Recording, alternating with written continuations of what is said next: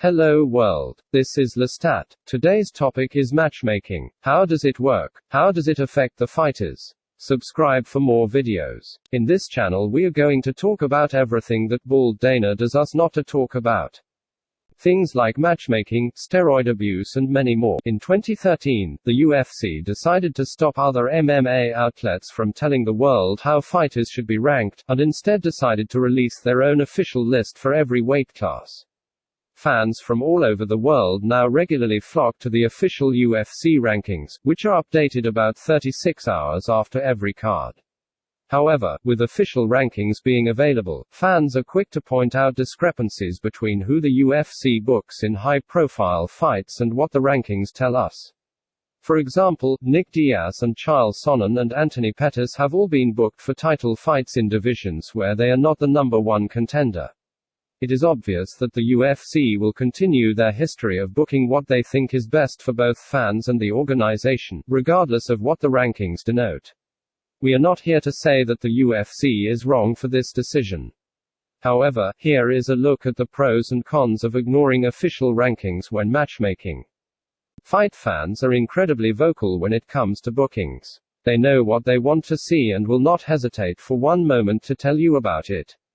Sometimes, fans want fights that don't exactly match up with the current divisional rankings.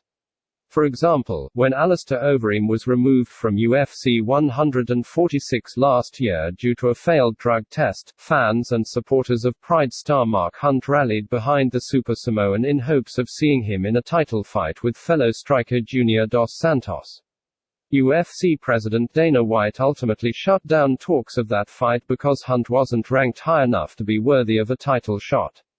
If White had ignored the rankings, JDS vs. Hunt would have provided fans with a title fight between the best heavyweight boxer in MMA and a man who was once legitimately crowned the best heavyweight kickboxer on the planet. Ultimately, Frank Mir ended up getting the spot. As predicted, he was bullied and battered by Dos Santos. Can you imagine if Major League Baseball Commissioner Bud Selig had the power to keep a team out of the World Series due to a personal grudge? After 162 hard-played games, a team could have their payoff ripped from their fingers simply because the guy in charge feels that they don't deserve it. In the UFC, Dana White has no problem telling fans why the number one contender won't be getting a title fight, despite them being the best-ranked option. Fighters like Johnny Hendricks, Lyoto Machida and John Fitch have all been passed over in recent years despite promised title shots. If fighters can't take the word of the UFC president, why should fans? Once a fighter is officially established as the number one contender in a division, he should be booked for a title shot immediately. After all, he is the top contender. By definition, that means no one deserves the opportunity more. Say what you want about Nick Diaz getting a title fight with GSP despite coming off a loss, the fact of the matter is that UFC 158 did an amazing 1.1 million buys on pay-per-view. When the UFC ignores the official rankings, they can make the kind of grudge matches that fans dream about. In turn, they are rewarded with incredible buy rates. A good way to decrease fighter morale is by putting them in a situation where they don't have a lot of room for upward trajectory. On occasion, fighters who are booked against an opponent that they feel is beneath them will show up on fight night looking unmotivated and/or out of shape. On the other hand, some guys come in at 100%, but appear to be offended by their matchups. Before the UFC released their official rankings, every major MMA media source would promote their own lists, and nearly every list was different and flawed in a different way. Because of that, the UFC could hype any top 15 fighter as being a fringe member of the top 10. In the current rankings system, the UFC compiles rankings from all over the MMA world.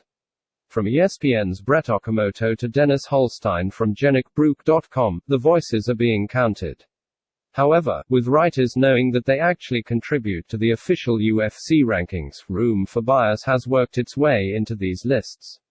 For example, if you go to the UFC's ranking page and begin scrolling through the rankings of individual writers, you'll be surprised how many writers have snuck Rashad Evans above Lil Nog.